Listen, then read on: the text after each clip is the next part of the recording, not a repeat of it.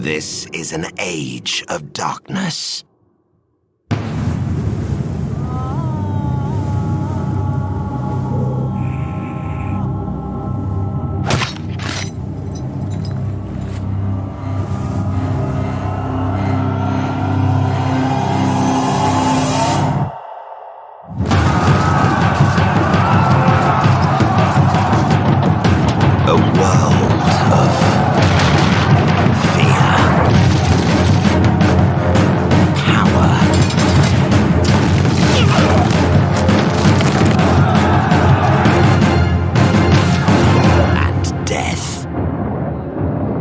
But a few forge their destiny.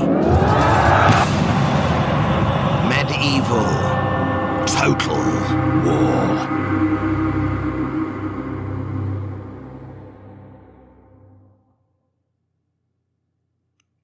Hello folks, and welcome to Medieval Total War. It's been 20 years to the day since this game was released, and beginning today, I'm going to start my deep dive playthrough of this game. For those of you who are new to this channel, welcome. I am Conquest, and to those of you who are longtime subscribers and new subscribers, welcome back. And I very much appreciate your support on this channel. So for those of you who are new, what I'm doing on this channel is playing each Total War game for the first time in order while celebrating each successive 20th anniversary. So just over 2 years ago, I started playing Shogun Total War on its 20th anniversary, and I've played nothing but Shogun Total War for the last 2 years. Now it's Medieval Total War's turn, and boy oh boy am I excited to show you all this game.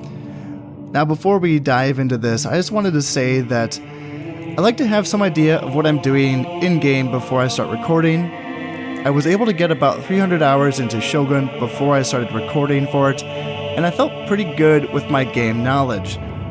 300 hours felt like enough. For Medieval Total War, however, well, it's just a much bigger game. And 300 hours hasn't gone as far with Medieval as it did with Shogun. In addition to that, these older games do a poor job in general with explaining some of their deeper mechanics. And I think the reason for that is that a lot of this, I think, was meant to be discovered organically by the gamer, and that has left many of the causes and implications and many of this game's mechanics feeling quite vague. And this is where you come in. You see, I'm going to need some help with this one. Don't get me wrong, I feel pretty good about my chances of success, and I feel like I can talk about this game with some degree of accuracy. However, there's going to be a lot of information presented here that is either going to need to be corrected or expanded upon. Also, I know jack about this setting, so if you're knowledgeable of European and North African and West Asian history during the Middle Ages, and if you also love correcting people, then you just found your new favorite channel.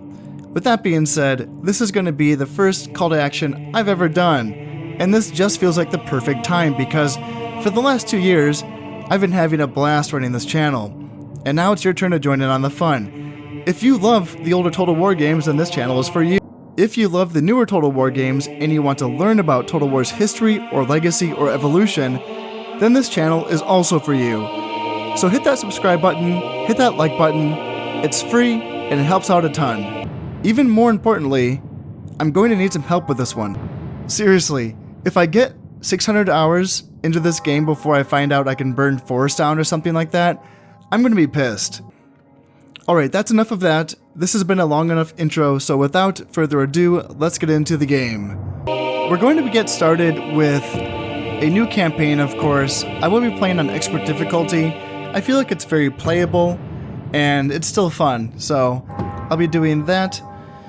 And of course my ego just can't handle any lower difficulty levels. I will be playing on the early period.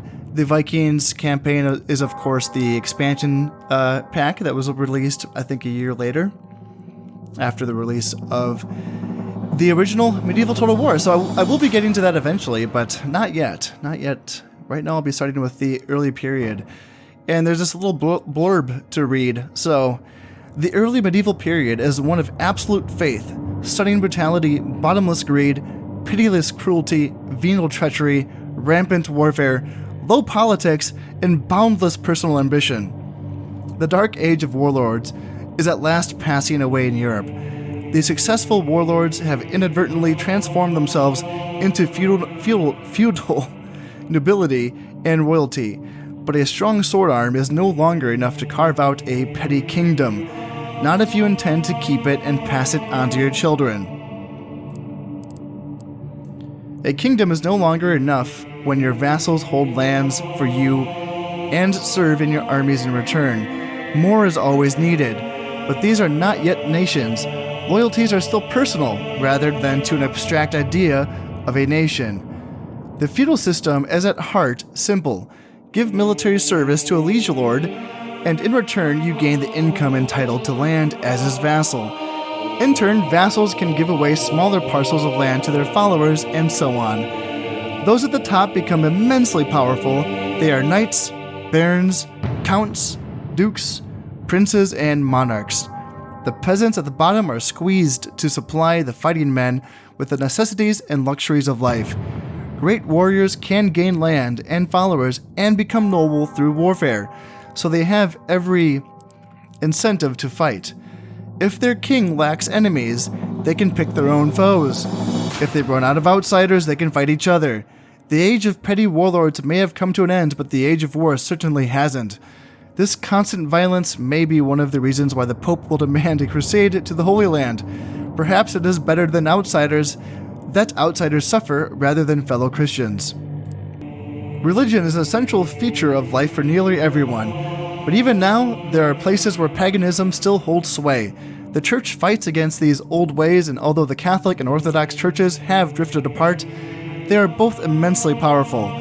The Orthodox Church is almost an arm of government for the Byzantine Empire, supporting the emperor and doing his bidding. The Catholic Pope, however, claims the power to make and break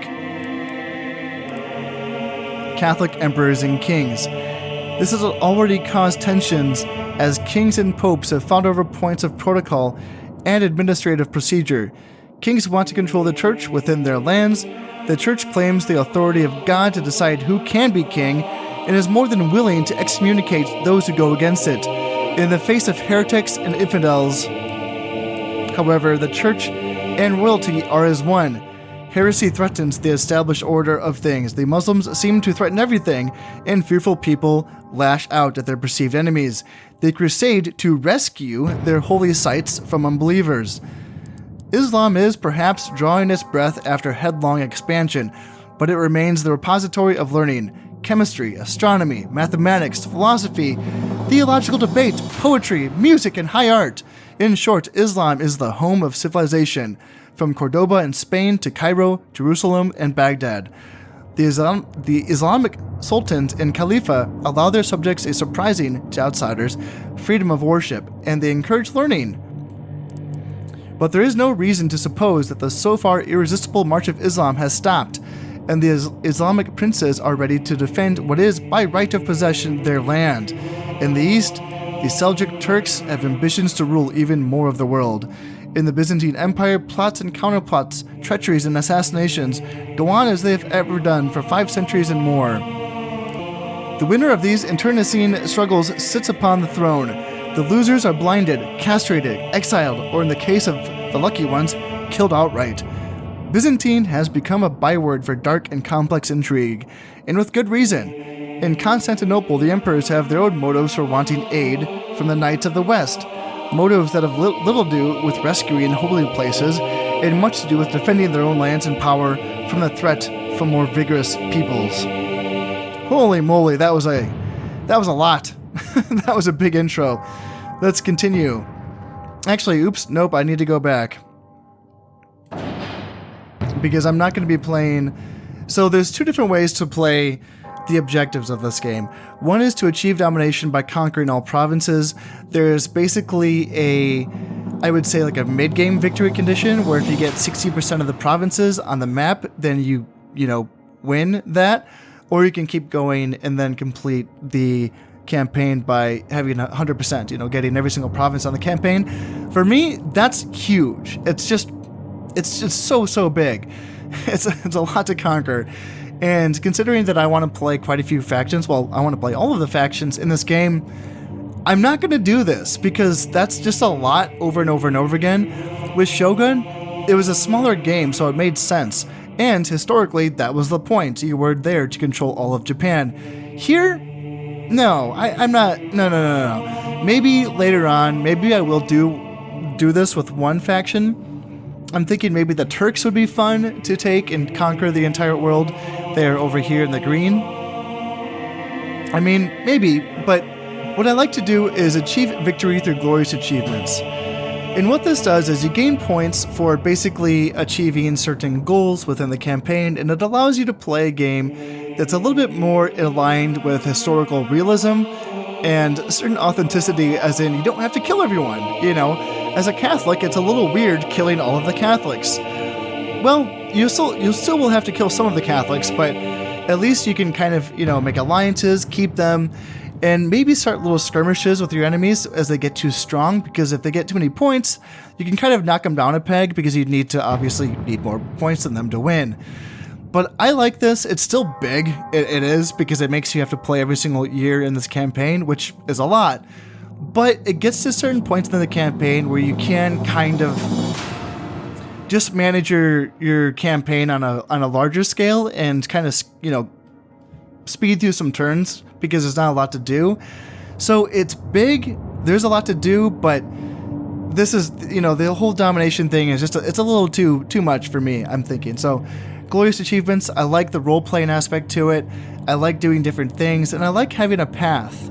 For me, I like having a path laid out. So that's what I'm going to do. And as you already know, I will be playing as the Almohads in this campaign, just going from alphabetical order. Makes sense to me. So the Almohads, in my opinion, are, I mean, I haven't played, I've only played a few of the factions so far in this game. And my Almohad playthrough was my first playthrough. I played them on easy. I mean, sorry, not easy. I played them on normal, and they were pretty easy. Now, I have practiced their opening on expert difficulty. It still seems very manageable, so I'm looking forward to it.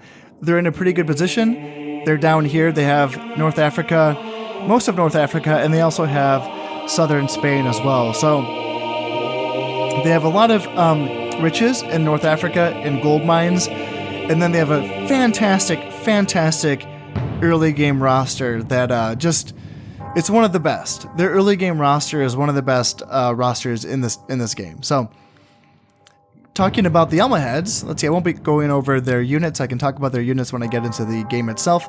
Faction difficulty rating easy, so yes, the game agrees with me. Playing the Almohad Caliphate is the equivalent of an easier difficulty setting than the one you chose. The Almohad Caliphate is a faction with many strengths at this time. In the early period, it is one of the easier factions of the game to command. Its troops, especially desert archers and Berber camels, exclusively available to the Almohads, are forces that can be very useful against the weaker opponents encountered in early battles. The Almohad's strategic position is also fairly secure. The Caliphate may look as if it could be crushed on two fronts, but this is deceptive. In the west, there are provinces that are ripe for conquest or bribery. In the east, the desert gives space to retreat and absorb an attack before retaliating, or immediate access into Egypt. And taking Egypt could deal an almost immortal blow to the Egyptians. Coming from a nomadic desert people, the Berber tribesmen of the Almoravid and Almohad dynasties conquered North Africa, and then, at the request of the Iberian Muslim princes, came to Spain to protect Islam. In the process, they took Spain for themselves. When the Almoravids abandoned their simple lifestyle in favor of the comfort and luxury of sophisticated city life, the Almohads turned their backs on such lax and easy living, and in doing so sealed the fate of the Almoravids. They were overthrown. The Almohad Caliphate now stretches along North Africa and into Spain. The Khalifa's rule to date has been hard, uncompromising, and very successful. The Almohads get little love from the Christians and Jews that they rule, as earlier liberal attitudes towards both groups have been abandoned, but this lack of loyalty has had little impact. The Almohads have had some remarkable strengths as rulers. Their military prowess is superb. Their religiously inspired troops have few equals, and they feel little fear of the resurgent Christian Spanish and Castile. They hold down an unenthusiastic population and still manage to mount major military expeditions. But this unpopularity could also be a weakness. Constant vigilance in the face of disaffected people can be tiring for any regime. The Caliphate's rulers are, however, better placed to carry their conquest further into Christian Europe than any other Islamic power. They stand ready to wear down Spain, if not crush it outright. A weakened France could then be their next target, swinging south into Italy, or north, towards the rich pickings of England's continental holdings. Holding off Spanish aggression, should it come, would also give them the chance to attack in the Mediterranean, towards Egypt, and then the Holy Land. Well, yeah, another mouthful, but that I think gives a pretty good rundown of the Almohads. They are the Berber desert tribal people of North Africa. We say desert, actually it's more like the mountain tribes. The Almoravids were more of like the desert tribes, and the Almohads were sort of mountain folk. And what's kind of funny is, like, from a historical aspect, it's like the two things happened like one right after the other. The Almoravids, they came in, they took control of everything. They're sort of religious extremists in a way, and then the Almohads came in, thought the Almoravids were too soft, and they proved to be the real religious extremists. And they were just, hard dudes. So this campaign is kind of like a mix between both, even though it's called the Almohads, it is kind of a mix between the two, because as we start and load up into this campaign, you will see why. So this campaign starts in the year 1087, and that is quite a while before the Almohads ever existed. The Almoravids were still in power at this time, and the ruler that would to start the Almohad movement, Ibn Tumart, would be born, I think, in like 1080, so he was still a ways away. So this isn't completely accurate to the time, but you know what? I think it's still going to work out. We're going to be playing the Berber tribes of North Africa, basically. Just as a forewarning, there's going to be a lot of talking in this episode and not a lot of gameplay, because just to start off with, there is so much to talk about when comparing this game with Shogun. It's so much bigger. Look at this. Look at how big this is. First off, this is pretty cool. I can scroll in and out using my mouse wheel. That's pretty sweet. I can't do that in Shogun 1. I have to use the 1 and 3 keys on my keyboard to scroll in and out, but now I can just do it from my mouse. It's just evolutionary. Look at this. Oh man. Just one of those things that I got used to, and now I go back to Shogun and I'm like, I have to press the 1 and 3 keys. How pedestrian. And there's going to be tons of things like this. Like another quality of life improvement that I love is having the windows, like, what's a good example? So here, if I wanted to build something, if I wanted to train up a desert archer, it shows it up in this little window. So now I don't have to like actually go into the province and then click on the button to see what I'm building. I just have to click on the province and it shows me. Look at that. That's amazing. Same thing with buildings. I just put in a building. I do like spear maker. It's there. It's in the window now. I can just look at that. It's there. It's awesome. It's I love it so much. It's the little things. I know you guys want me to talk about like the estates and the governorships and the vices and virtues and the units and the scale and everything, but I'm just talking about these little windows that show me what a province is building, which I just love. Where to start with this game? It's so big. There's so much to start with, but I think that a really good intro to the scenario is this little blinking icon that very, very much wants our attention. So let me click on this. This is the Glorious Achievements tab, and this is what's going to track our score throughout the game. Now for the Almohads, they have this easy in so many ways. We've already talked a little bit about how good their unit roster is, and I will definitely talk more about that as we get more into this. But of the other ways that the Almohads are so powerful, if you want to play in Glorious Achievements mode, they make a lot of points. Not every faction makes the same amount of points. And it's just, it feels like it's not fair because it's not. But for the Almohads, it's pretty nice. So, right now, right at the beginning of this campaign, there's two ways for us to make points. We hold certain homelands, and we conquest and we conquer places. So homelands is a big one, right? Because right now I'm making, what is that, 15? So I'm making 15 points just off of homelands, and that's without me even having Valencia. So all of these provinces that are colored green are provinces that I own, so I'm scoring points for them. 3 each for Cordoba and Granada, which are my provinces here and here. And then 2 each for Cyrenacia, or Cyrenacia? Yeah, which is this province that's so huge that you need to scroll your screen. Look at how big this province is. You have to scroll your screen to see the whole province. It's just absurd. Yeah, anyway, I'm making 2 points for Cyrenacia. Not bad. Worth hanging on to for sure. And then, yeah, same thing. 2 for Tunisia, 2 for Algeria, and then, where's this? Morocco? Yeah, 2 for Morocco as well. So the only homeland that I don't currently own right now is Valencia, which is rebel-owned. Now, this is going to be pretty easy to take early on in the campaign, but first I do want to kind of attack the Spanish here. Calling them the Spanish is weird, because Spain didn't exist back then. They were like the Castilians or the Castile Leon. But yeah, this is Castile Leon, obviously. This is when they've united and they're friends now. But we'll just call them Spain. Why not? And but in other ways, I like the way that this map of Spain has been portrayed, because having the provinces of Aragon and Navarre, these are the Christian provinces, of course, that united with Castile Leon and Portugal to basically push back the Muslims during the Reconquista. And that's kind of the whole little, we got a little like miniature version of this war happening here, which is kind of cool. Anyway, what was I talking about? Yes, the glorious achievements.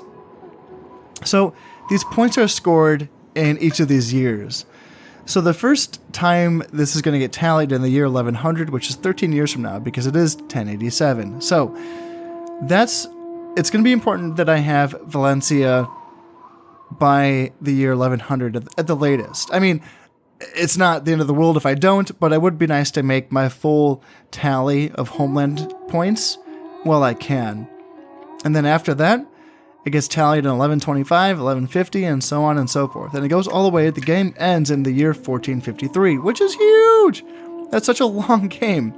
Now, the turns in this game are lasting, so it does represent a year per turn, which is different from Shogun, which represents a season per turn. So you have 4 turns per year, and it goes on like that. So the scale is different for sure. In some ways, it doesn't make sense. For example, when you train a unit and it takes 1 turn and you're thinking, okay, so did it really take me a whole year to train up 1 unit of guys? It's kind of silly, right? Where in Shogun, you take a turn to train up a unit of guys. It took 1 season, like a few months. That's nothing. It makes more sense that way. Also, certain buildings, when it takes, certain buildings take for example, building a castle, 12 years. Man, that's a long time. And this is a 3rd tier castle. It's not even the biggest. It's a lot. It's a long time. 12 years is a lot to wait for a building to get built. Where in Shogun, I can't remember, but I feel like, I don't know if anything took 12 years in Shogun, or 12 turns in Shogun. Anyway, I keep getting distracted, which is going to happen. There's so much to talk about right now in this, when I'm showing you guys this game. So yeah, this game's huge. And these are all the times that we'll be scoring my points or having my points scored. And what's nice about this, I like how transparent it is, because it does show me the other factions as well. And this allows me to keep tabs on them and allows me to know where I'm at, and it allows me to know what I need to do to win. It's nice because it doesn't just kind of screw me where I'm like, otherwise I'd be just waiting for these years to know the score. And then say a faction has a really, really big jump. Late in the game. They have a huge jump and they really get ahead and they take me by surprise and I'm like, oh, damn, I didn't see that coming. I would have done something to prepare, or I would have started a war with them or something. You don't really have that excuse. You can keep tabs on them. Even if you don't have visibility on the faction itself, which you should. It's really easy to have spies and agents everywhere. And your navy also can spy. But I'm getting ahead of myself again. I need to stop doing it. It's going to be impossible. I'm just going to get ahead of myself over and over again. But you can actually know how provinces or how nations are doing by looking at this. Looking at their homelands. How are they doing? are all of their homelands green? Well, that means they own all of this. The Byzantines own all of this. Obviously, we are at the beginning of this campaign, so obviously they do. But that's how you can keep tabs on people. You open this scroll. How are the Danes doing? Have they lost Denmark? No, it's green. It's their only province. They're just hanging out. And yeah, so that's how that works. And for the Conquest gets weird. This is the funny one because this is where it gets really unfair. It's one thing, like the homelands is one thing because I get a lot of points. I'm making what did I say? 17 or no 15, and then 15 if I get Valencia. So I'm making 14 right now. And that's a bit. You know, the only other provinces that are making as much as that are, I think, the Byzantines and maybe a couple other... I can't remember. But I know the Byzantines make a lot in the beginning as well. I could just look at this, but I'm not going to take that time right now. Whereas other factions, like Aragon, only have one province. So if we look at Aragon, what are they going to make? On homelands alone, they're just making 5 points off of Aragon, their one province, and that's it. So then they have to conquer places. So for every 4 provinces they conquer, they get another point. Well, that doesn't seem fair because if you look at Denmark, which is another one nation faction, like Aragon, they're scoring 5 points for having Denmark. But then if you look at the Conquest, for every single one province they conquer, they get a point off Conquest, which is really, really like powerful. I mean, it makes the game easy. For everyone that you conquer, you're getting a point. And what took me a while to figure out, how this works. So what's nice about the Conquest thing is that they get added up, and then once you've conquered a province and then held it, that's going to continue to be, counted during each scoring year. So whatever you've conquered in that time counts. And what's interesting also about this is that, and this is something that really confused me for a while. So for me, for my Conquest, I only get a point for every 5 provinces that I conquer. That's a lot. That's a lot for a little bit of work. But here's the fun part. It already counts the provinces that I already own. I think. I'm still like 80% on this. I think it might show up in the next turn maybe. Well, I'll have like a point here showing up on Conquest. I think so, because what I've seen before is that if I'm conquering, for example, what do I have? How many places do I have right now? 1, 2, 3, 4, 5, 6. So I just need to conquer 4 more territories. And if I'm right, I'll be scoring 2 points off of that after having 4 more territories, because it counts my territories that I already own. I think that's how that works, which is pretty cool. And the other cool thing about this is that this changes throughout time. As you get into like the mid game, for example, the homelands objectives is going to change. It's going to be different homelands, and you might be making less points than you were in the beginning, or you might be making more points than you were in the beginning, depending on what faction you are. So for the Byzantines, when I played them, I played a full campaign with them. This is my first campaign. I played on expert difficulty.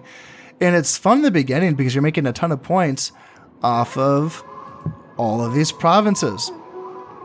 And then what happens is this list gets smaller and smaller to represent how the Byzantine Empire itself did degrade and diminish over time, to the point where you get to the late campaign and your homeland is like Constantinople and Greece.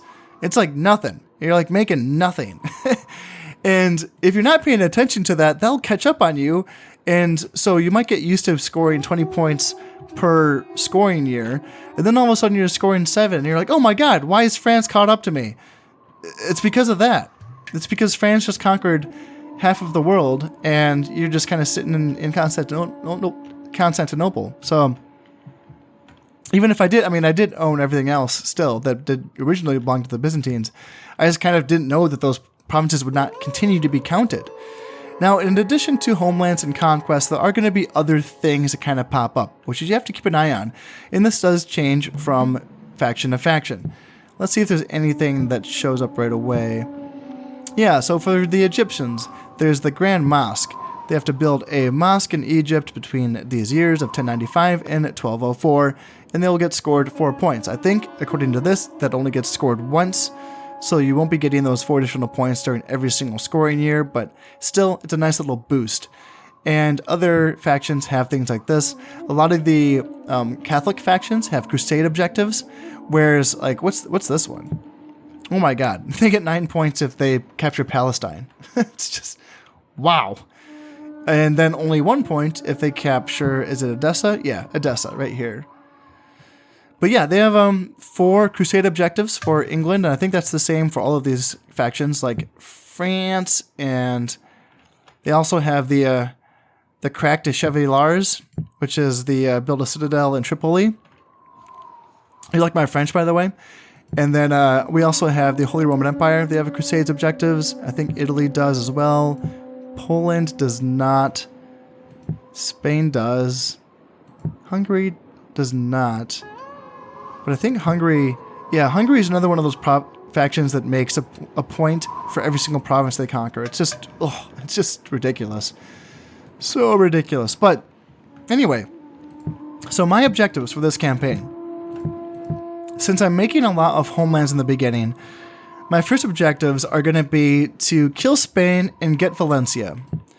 Now, Spain is going to be my biggest enemy in the Iberian Peninsula in the beginning of this beginning of this campaign. Aragon, they can be a little bit cheeky.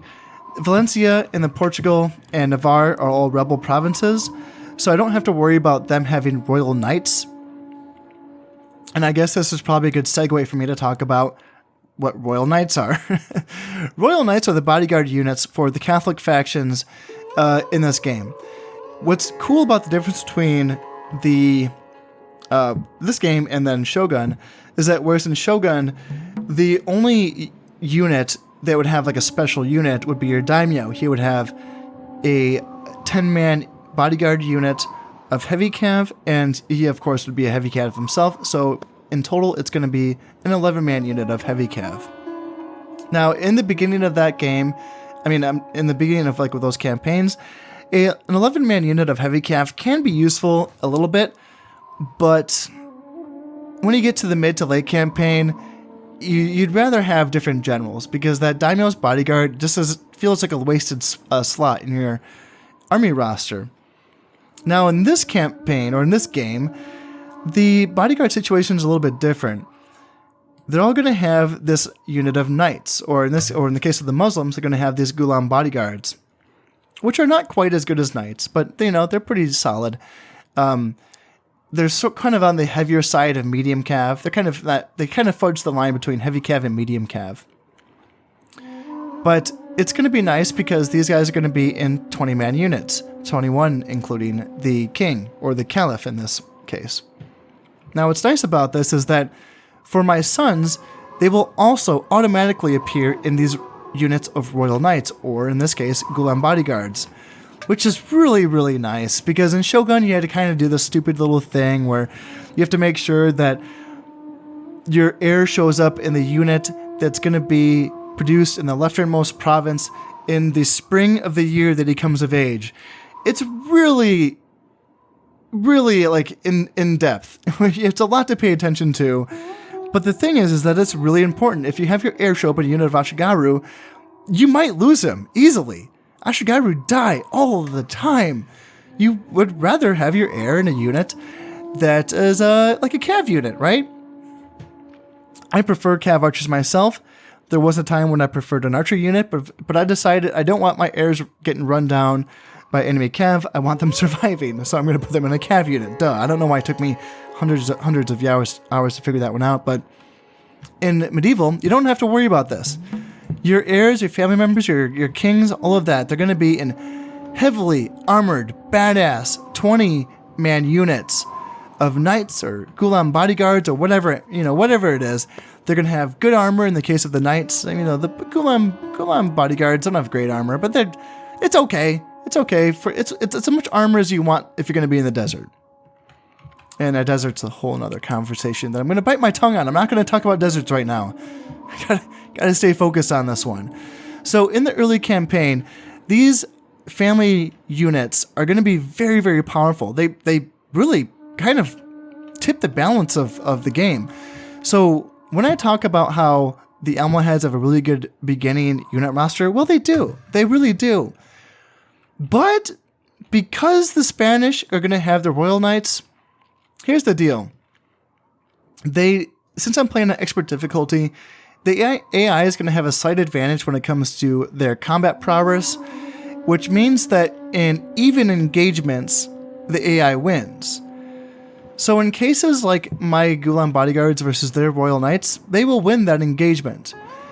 So I have to find other ways to kill their heavily armored tank units, their knights, which the Almohad, faction roster, or what, faction roster? Yeah, faction roster is it's not the easiest thing to kill these knights, is what I'm trying to say. And they can break my lines. Just by themselves, they can break lines. So they can be kind of tricky to deal with. For anyone that's had more experience playing this game than I have, I'd be really curious to hear your experience with this. Because I know when I play Shogun, I can basically kind of just blitz in the beginning and take my first initial provinces until I secure my borders right off the bat. And I don't have to worry too much about my units versus their units. I can usually get the job done with what I have. In this, though, I've found that even with the Almohad's superior early faction roster or unit roster, they struggle against these goddamn knights that the Spanish have, or even that Aragon has. Now, I don't have to worry about these Royal Knights with the rebels. That's the one nice thing about it, right? Even this guy, he's a 5-star general, El Cid. You may have heard of him. I haven't, but apparently he's a really famous general. But anyway, yeah, with the rebels, you don't have to worry about the Royal Knights. They're not gonna have Royal Knights. El Cid is gonna be in a unit of light Javcav, which is, I don't know, it's kind of unfortunate, honestly. But with these factions, you really have to worry about that. Even Aragon, even though they only start with one province, it's gonna get to the point where they're gonna have like 10 units of Royal Knights, and it's gonna be like, what? How do I do that? How do I kill 10 units of Royal Knights? So in my opinion, there's a bit more building up in this game, which I like. I really do like that. I like that it kind of forces you to take a pause and actually build up an actual real decent army before you go in and fight. Whereas in Shogun, you can kind of like play half the campaign just on scraps. You can just have these scrappy little weird armies that are awkward to play as, but as long as you keep attacking, you can keep kind of winning. And I've tried to play that way in Medieval with varying degrees of success. Sometimes I've done okay, but then I come up against that army, that faction, that isn't doing well, but as long as their sons keep coming of age, they're going to have a ton of these Royal Knight units. And that's all they need, really, to, stop me in my tracks, if I can't counter that. So, it's interesting. It's an interesting little push. What I'm going to do is I'm going to be attacking Castile on turn 3. I doubt that I'll even get to that in this episode, but that's the plan. I will be attacking Castile on turn 3. In my experience, the Spanish just retreat without a fight, and they go back to Leon. Big mistake. Castile is essentially their capital province. However, they do start with a castle in each province, so that is kind of nice, actually. Man, that's good. Having 2 of those is really good. But these are both tier 1 castles. I start with a tier 2 and a tier 1, which is so nice. Because I was showing you earlier how long it takes for these things to build, the tier 3 is 12 years, 12 turns. I think the tier 2 is like 8 turns, I think. Let's see down here. Yeah, 8 turns, 8 years to build a second tier castle. It's just, by comparison, the second tier castle in Shogun takes 5 turns to build. So it's longer for sure. And anyway, what was I saying? Yes, I will be taking Castile on turn 3, I believe, and then after that, then I'm going to build up a good army. An army that I think is going to be good enough to push into Leon and actually crush the Spanish once and for all. And then after that, I should have enough time to swing back over to Valencia and take this before the clock strikes year 1100. So I can get that precious point off of Valencia before that gets scored. So That's the plan. That's the third intro of this video, I guess. This whole video is just going to be intros. The whole thing is an introduction. That makes sense. So, you may have noticed these little scrolls laying around on the map. What are they? Well, they're titles. One of these is going to be the Kadi El Kuda. I don't really know what that is. It's a government thing. I'll get to that later. This is going to be a provincial title. This is going to be for the Emir of Cordoba. So basically the governor of this province of Cordoba, which actually was the city Cordoba. I don't know why. It's, it's not it's a city. I know that much. At this time, Cordoba was one of the greatest cities in the world after Constantinople and Baghdad. After, this might be a little bit past its prime. I think its prime was like in the 700s or 800s, perhaps. You can correct me if I'm wrong. I'm sure I am. Anyway, the Emir of Cordoba. What this does is it makes someone, one of your generals, a governor. And as you can see, it grants an additional +1 loyalty to that general. Well, who are generals? Here's where this game gets pretty excessive. A general is literally any leader of any unit that you have ever. This unit of peasants, its leader is a frickin' general. That's him. That's a picture, which is cool that there's pictures of guys of dudes in this game. Let's look at his stats. He has a loyalty of 1. That's not good.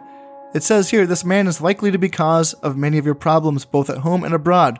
Remove him and you will probably solve many of your rebellion difficulties. So basically insinuating that I should either disband him, or if I had assassins, I could assassinate him because he could rebel.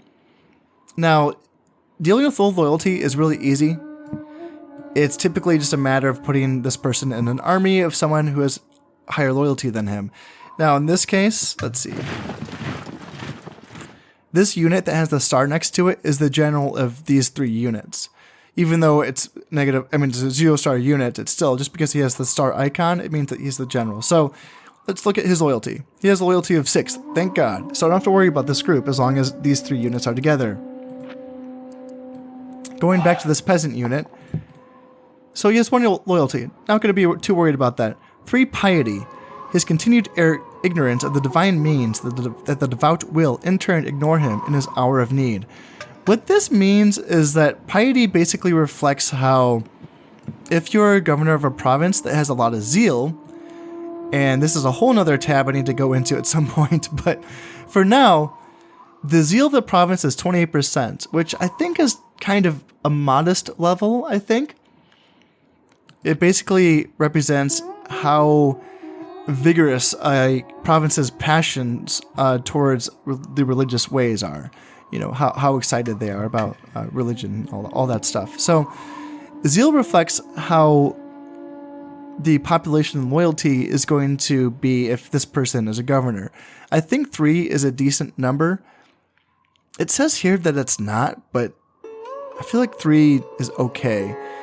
Now, dread also comes into play when you're trying to govern a province, because dread indicates this is the main factor for population loyalty is dread. The more that the population dreads you, the higher that the population loyalty is going to be. So balancing population loyalty is a matter of balancing their piety to their, the governor's piety to the province's religious fervor. It is fervor, right? Zeal. Zeal is the word. That's right. So the governor's piety to a province's zeal. And the other factor is just the governor's dread itself. So those are going to be those factors, and then command, of course, is going to be how good of a general he's going to be, and then acumen is how good he's going to be at running a government. An economy, if he is a governor. So for me, that's what I really care about is economy, because I want to make some money. Cordoba is going to be my richest province. Actually, it already is my richest province. In fact, before I get into the scrolls, before I get into the doing this stuff with the titles, let's talk about this province tab here. So I have an income right here. It's making 257 florins. And let's see, resources none. So that's like a resource would be like iron. So in Shogun you have iron sand deposits, so you can build armories. In medieval, it's the complete opposite. You can get steel to build a weapon. Is it a weaponsmith? I can't remember. What's it called? I can't remember. Steelsmith? Steel something? It's a thing that upgrades the weapons. So it's the complete opposite of a shogun. In the Iberian Peninsula, there's like 3 provinces that have, steel or iron, not steel. It's iron deposits. Yeah, that allows you to build a weapon thingy, which is cool. Tradable goods. These are fantastic. This allows you to make trade money, which is the primary source of income in this game. The trade income is going to be the main thing, is getting trade routes using navies, which exist in this game, connecting ports, between myself and other factions. That's big deal. Taxation. Higher it goes, the less happy my people are. If I put it on very high, my province is still happy enough. Loyalty is 111%. And they're making more money. So it went from 257 to 321. This is going to show the breakdown of the religions in this province. 93% is going to be Muslim, and 7% is going to be, Catholic? Yeah, Catholic. This isn't Orthodox. And a 0% chance of rebellion. And down at the bottom of this tab, you can also see it talks about the terrain of this province as well. Inland, hills, air to ground, and no waterways, no rivers. That's very important. What you can do here is look at, for example, I know Valencia has this river here in the north of its province. Now, I don't think it counts if I invade from Cordoba, but if I right-click on Cordoba and then scroll my mouse over to Valencia, it will show me, actually, yes, I will be facing a river. You see down there at the bottom, it says waterways. It says river. It doesn't show. You have to keep my mouse over here. So that's a big deal.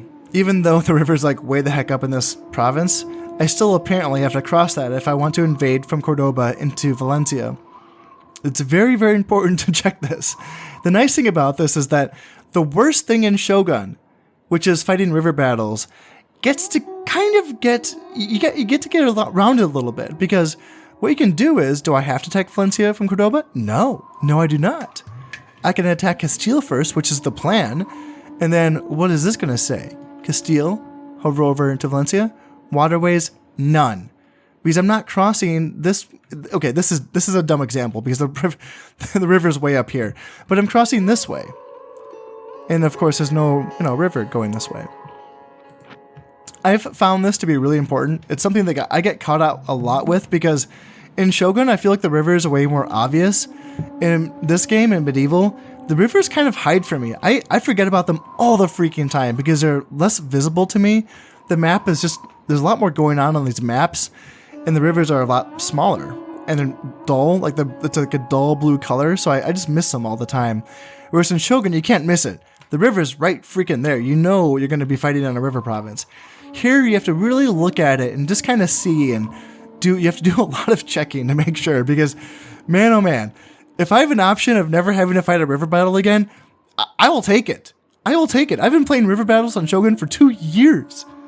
And if you've been watching, bravo, because I get it. It gets dull to watch those. It gets dull to play them. I know. So I'm going to be doing everything in my power to not have to fight a river battle.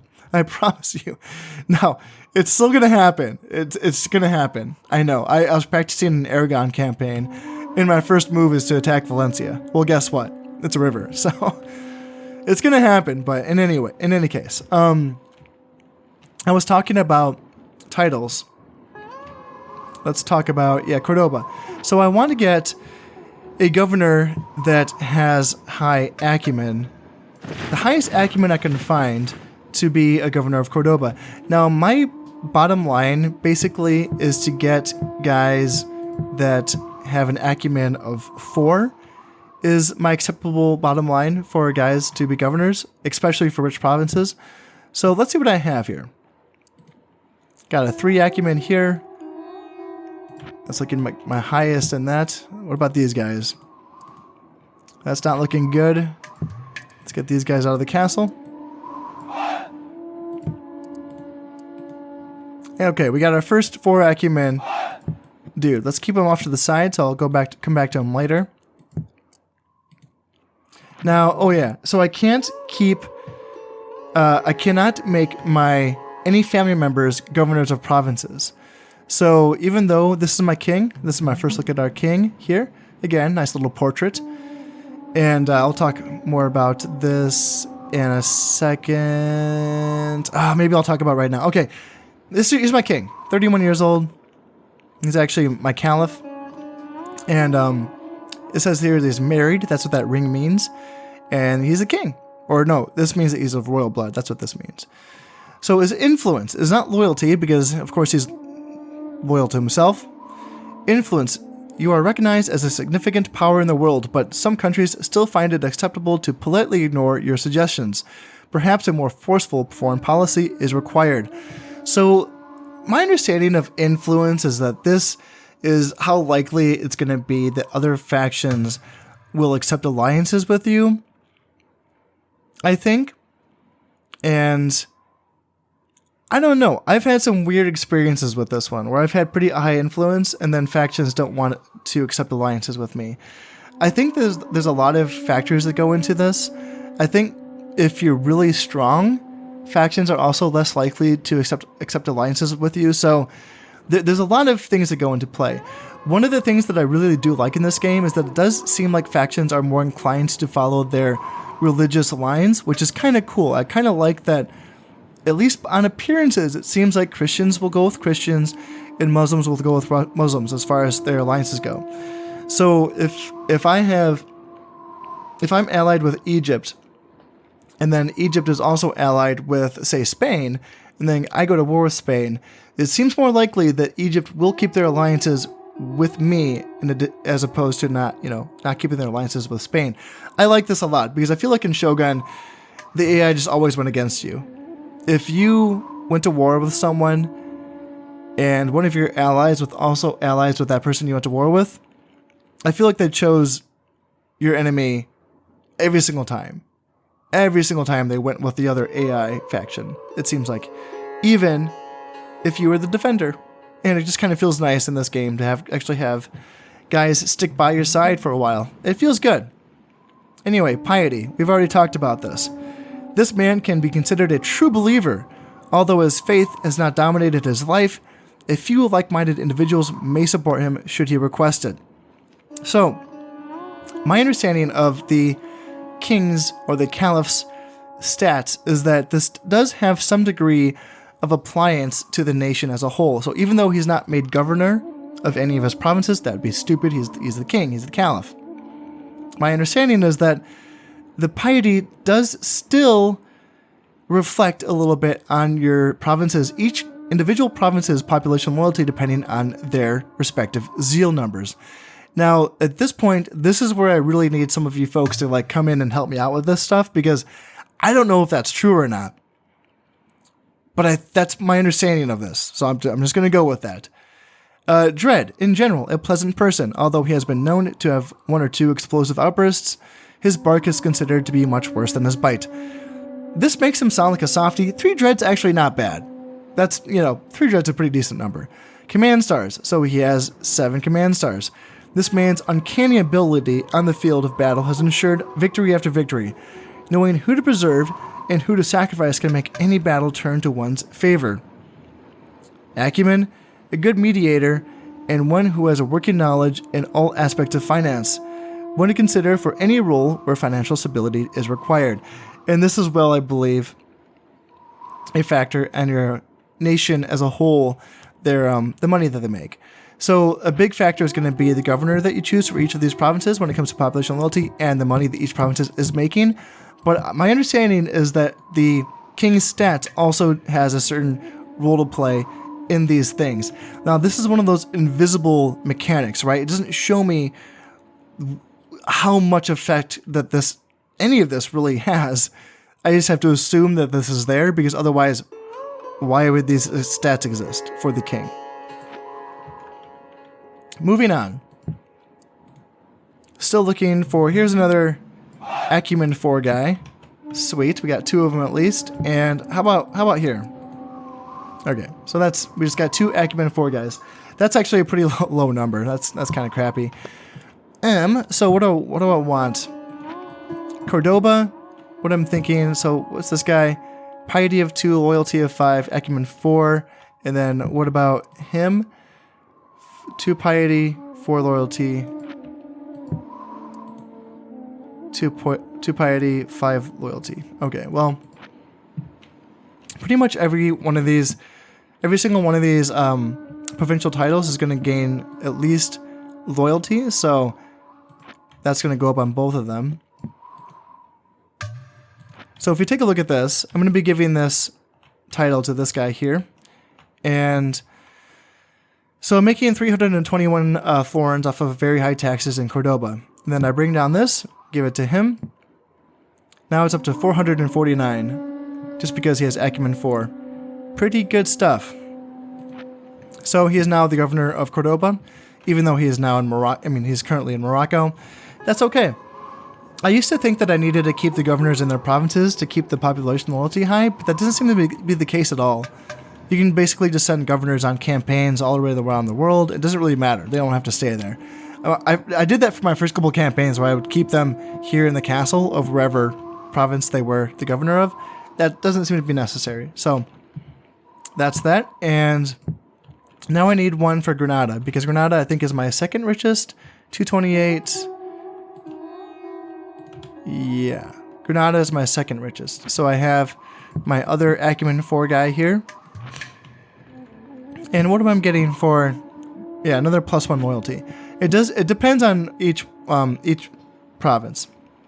Most of them give +1 loyalty, but some of them give extra things like +1 acumen or even +1 command stars for some of them. So let's see. Just want to double check. That's going here. So let me show you the money. So making 228. Now give this man the title. 320. Really, really nice. Good stuff. Good stuff. Now, back to this. Now, this is a government title that's given by the fact that I have a royal palace. This is a building that allows me to train emissaries, and in addition to that, it grants these titles that just exist, that I can just give to someone for more stats. The royal palace is often a hotbed of intrigue among the lesser folk who seek the ruler's favor. In the atmosphere of petty conspiracy, it trains fine emissaries. Having at least one royal palace also gives the ruler the office of Chamberlain, which he can confer on one of his generals. Now, Chamberlain, I think, is what they call it in the Catholic world, but here it's the bearer of Qadi al-Quda. It grants +2 loyalty and +2 acumen for whoever has it. Well, what I'm thinking is, since this guy is now the governor of the richest province of Cordoba, who else needs this title other than him? +2 acumen is going to make Cordoba even richer. And yes, they can be both a governor of a province and a Qadi al-Quda. So give him that. Now he has 6 acumen. Go back to Cordoba. Now he's making 514 florins, which is good stuff. That is good stuff indeed. Now, for all of these other provinces, because I don't have any other 4 acumen governors, or generals, I mean, I don't think that I'm going to be granting anyone these titles. 3 acumen's okay, but I like to go with 4, so I'm going to be training up a lot of troops in the early campaign, so hopefully I can get, other 4 acumen generals going right away, so I don't leave these sitting out for too long. But that's going to be the idea there. And yeah, so at this point in the campaign, well, actually, should I say at this point in this video, I've been talking for long enough. I know, I didn't get anything done, but I don't want to keep these videos going too long here, so it's going to be like a 2-part introduction to this campaign, I guess. But you know what? That's okay. I'm super excited about this campaign. Obviously, that's why I'm talking so much about it. And turns will start to go by faster as we get further on into this campaign. In the beginning, though, there's just so much to talk about. So maybe, just maybe, fingers crossed we can get a battle in the next video. But for now, I'm going to have to leave you with this and say thank you very much for watching. This is really exciting for me. And I've been Conquest.